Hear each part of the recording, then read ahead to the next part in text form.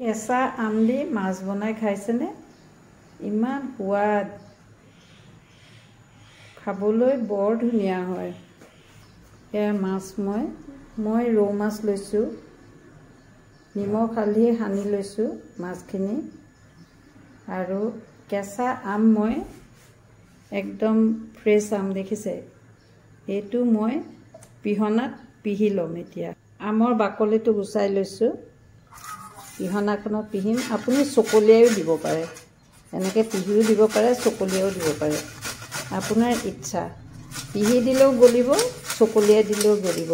যিহেতু এতিয়া আমৰ ছিজন, নতুনকৈ ওলাইছে, আমবিলাক কোমলেই হয়। বেছি টেঙা আম হ'লে বেছি নিদিব। এয়া মই আমখিনি পিহি ল'লোঁ।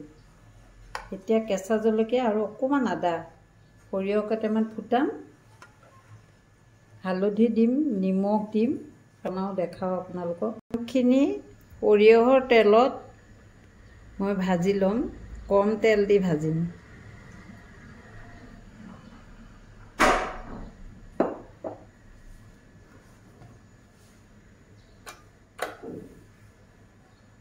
সকলোৱে এবাৰ ট্ৰাই কৰিব পাৰে। মই মাটিৰ চৰুত বনাইছোঁ।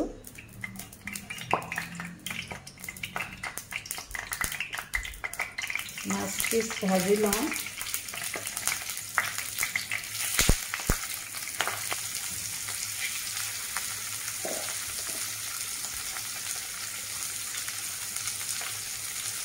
তাৱাখনতে লৰাই দিব পাৰিলে ভাল।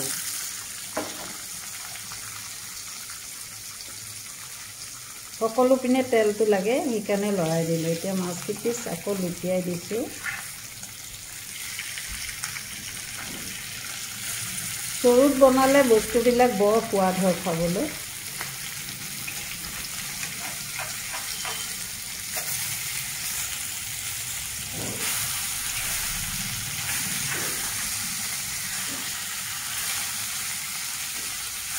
মাছখিনি বেছি ভাজিব নালাগে, বেছি ভাজিলে মাছত আমৰ যিটো টেঙা সেইটো নুসুমাব, কাঢ়া হৈ যাব। সেইকাৰণে মাছখিনি কমকৈ ভাজিব। এই ঢালিম, মাছখিনি অকণমান ছাইড কৰি লৈছোঁ।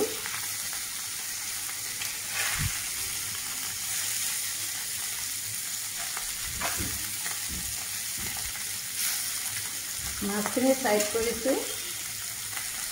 ইয়াতে এয়া সৰিয়হ কেইটামান ফুটাই দিম। সৰিয়হকেইটা ফুটাৰ লগে লগে তাতেই মই এয়া আদা অকণমান দি দিছোঁ।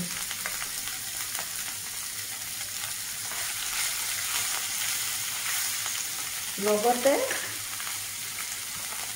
আমখিনিও দি দিম।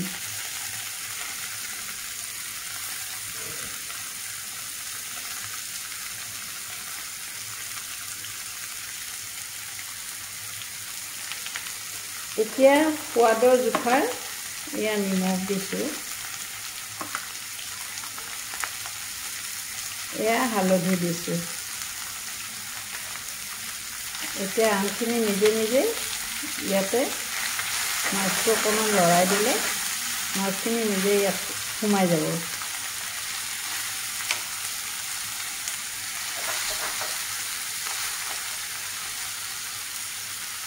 মাছখিনি গলিবৰ কাৰণে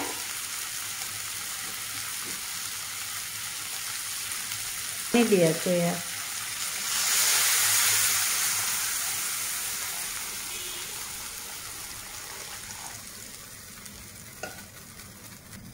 আমো গলিব, মাছো সিজিব।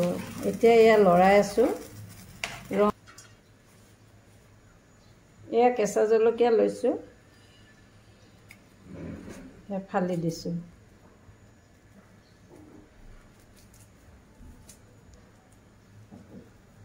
মাছকেইটুকু লাহে লাহে উতলি আছে, মই এয়া লুটিয়াই দিছোঁ। ইমান ধুনীয়া এটা ইয়াৰ গোন্ধ আহে, আদা আৰু আম দুইটা মিলি। 10 মিনিটতে হয়। মই ঢাকনাখন বন্ধ কৰি দিলোঁ। এতিয়া লাহে লাহে হ'ব দিয়ক আমু গলি যাব মাছো সিজি যাব এয়া হৈ গ'ল 10 মিনিটৰ পিছত ইমান সুন্দৰ দেখিছেনে মাছ পিস কি ধুনীয়া হৈছে এয়া মই নমাই দেখাও দেই খোৱাহে কথা আৰু গাজৰ আমবিলাক যে ঘৰৰ সেইকাৰণে চাগৈ সোৱাদটো বেছি হ'ব আৰু কেঁচা জলকীয়া পিছো দিওঁ এই আম এয়া চাওক